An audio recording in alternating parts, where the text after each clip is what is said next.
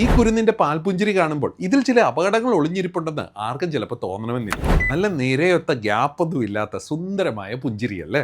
പക്ഷേ ഇതിൽ പ്രധാനമായി 2 അപകടങ്ങൾ ഒളിഞ്ഞിരിപ്പുണ്ട്. ഒന്നാമത്തേതെന്ന് പറഞ്ഞാൽ പകരം വരാനുള്ള പല്ലുകൾ വലുപ്പത്തിലും എണ്ണത്തിലും പാൽപ്പല്ലുകളെക്കാൾ കൂടുതലാണ്. അതുകൊണ്ട് തന്നെ അല്പം സ്പേസ്ഡ് ആയിട്ടുള്ള പല്ലുകളാണ് കുരുന്നുകൾക്ക് നല്ലത്. രണ്ടാമത്തെ കാരണം ഈ പാൽപ്പല്ലുകളെല്ലാം ഇങ്ങനെ ചേർന്നിരിക്കുന്നത് കാണിക്കുന്നത് മുകളിലുള്ള മോണയ്ക്ക് ആവശ്യത്തിനുള്ള വലിപ്പമില്ല എന്നുള്ളതാണ്. ഇതിനൊരു പ്രശ്നമുണ്ട്. നമ്മുടെ ടങ് നോർമലി റെസ്റ്റ് ചെയ്യേണ്ടത് മുകളിലത്തെ മോണയുടെ അടുത്താണ്. മുകളിലത്തെ മോണയ്ക്ക് ആവശ്യത്തിന് വലിപ്പമില്ലാത്തതുകൊണ്ട് ടങ് കുറച്ചുകൂടെ ലോ ലൈങ് ആയിട്ടായിരിക്കും കിടക്കുന്നത്. അപ്പോൾ മൗത്ത് ബ്രീത്തിങ് ഉണ്ടാവാനുള്ള സാധ്യത കൂടുതലാണ്. വളരുന്ന കുട്ടികളിൽ ഈ മൗത്ത് ബ്രീത്തിങ് മോണ പൊങ്ങാനും പല്ല് പൊങ്ങാനും എല്ലാം കാരണമാകും. ഇതെല്ലാം നേരത്തെ ഡിറ്റക്ട് ചെയ്യുകയാണെന്നുണ്ടെങ്കിൽ വളരെ നിസ്സാരമായി ട്രീറ്റ് ചെയ്യാവുന്ന കാര്യങ്ങളാണ്.